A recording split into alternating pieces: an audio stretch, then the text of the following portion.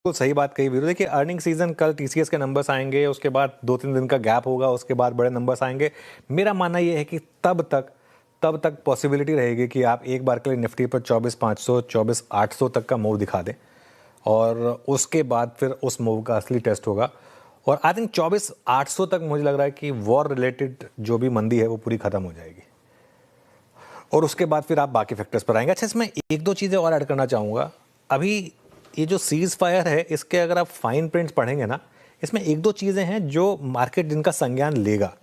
जैसे कि बात हो रही है कि, और ये कहीं ना कहीं पता नहीं किसने आइडिया दे दिया, हंसी मजाक में ही दिया था किसी ने आइडिया, ईरान अब शायद स्ट्रेट ऑफ हॉर्मुज पे से एक टोल लगाएगा, ये बात हो रही है।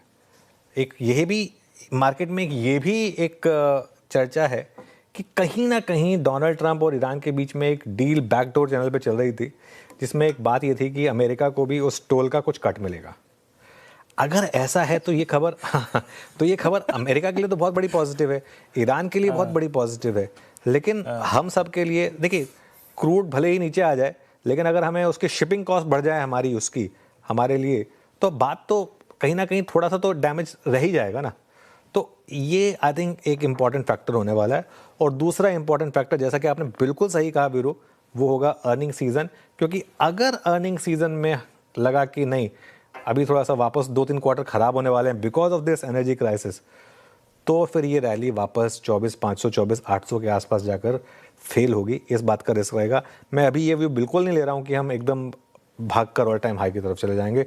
आई थिंक वो व्यू अभी लेना भी नहीं चाहिए इस समय मार्केट में। शाह, आगे बढ़े जी। तो जैसा कि सर आपने कहा, सर अभी थोड़ा कदम बढ़ाएंगे धीरे धीरे, तो कैसे स्टॉक्स आपको सही लगते हैं जहां पर अभी फिलहाल खरीदारी करनी चाहिए ऐसे मूव्स के बाद? देखिए, वही बास्केट जिसकी हमने बात की थी, हमने 5-6 स्टॉक्स के एक बास्केट की बात की थी शाह। अब पता क्या होता है, असल में लोग भूल जाते हैं कई बार।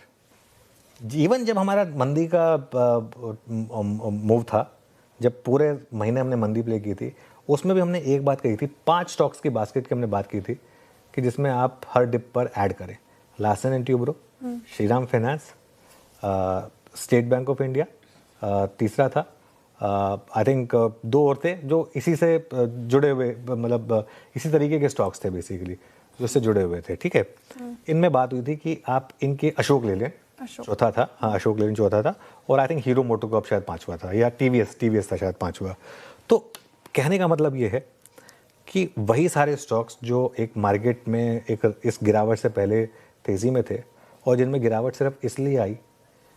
अब देखिए, श्रीराम फाइनेंस का पीट कर क्या बुरा हाल कर दिया। जो 840 पे डील हुई थी वो ऑलमोस्ट 860 तक पहुंच गया था।